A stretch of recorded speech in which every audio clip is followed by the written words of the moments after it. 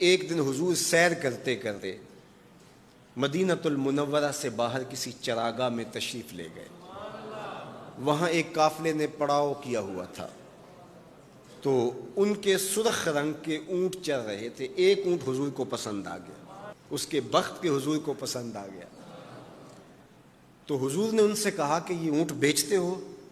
انہوں نے بیچنا تھا یا نہیں بیچنا تھا. حضور نے پوچھا تو کہا جی بیچتے ہیں.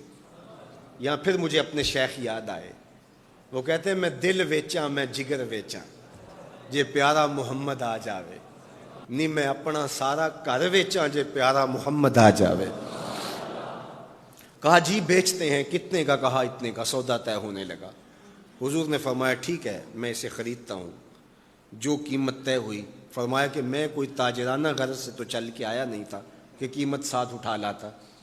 میں تو سیر کے لیے آیا، اچانک اونٹ پسند آ گیا تو میں اپنے شہر جا کے اس کی قیمت تمہیں بھیج دیتا ہوں.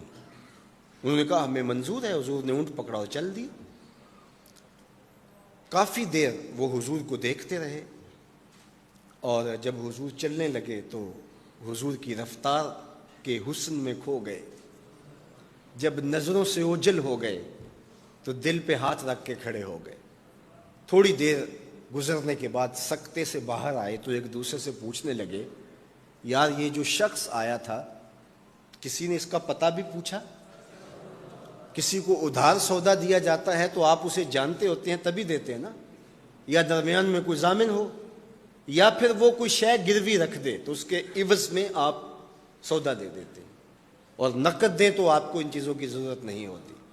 تو کہا ایک شخص آیا اور اونٹ لے گیا، کسی کو پتہ ہے یہ شخص کون تھا؟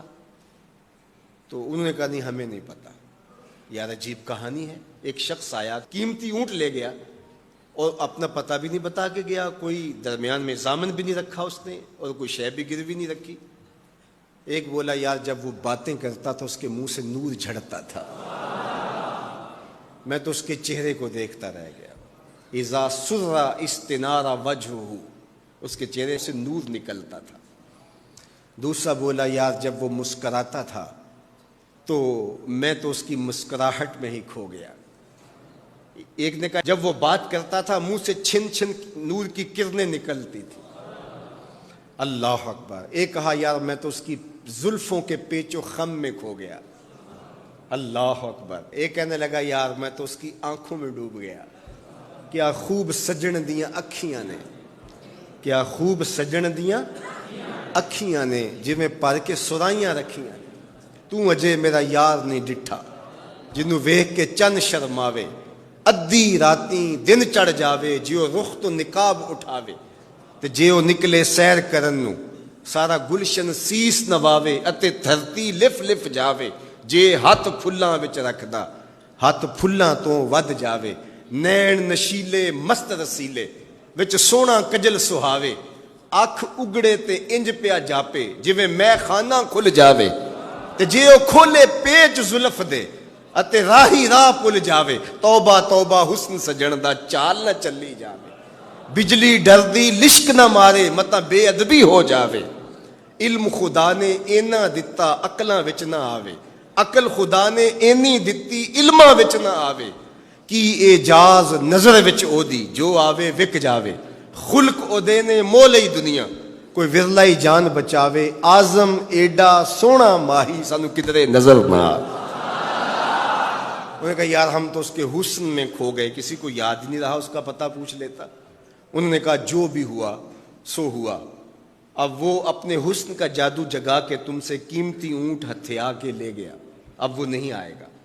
تو جب انہوں نے یہ کہا نا اونٹ ہتھیا کے لے گیا، امام زرقانی نے لکھا ہے باقی لوگوں نے بھی کہ اب تک خاموش بیٹھی قافلے کے سردار کی بیوی نے خیمے کا پردہ سرکایا، اور جنہوں نے کہا وہ اونٹ ہتھیا کے لے گیا ان سے مخاطبت کرتے ہوئے اس نے کہا انا ضامنۃ لسامان جمالکم لا یغدر بکم.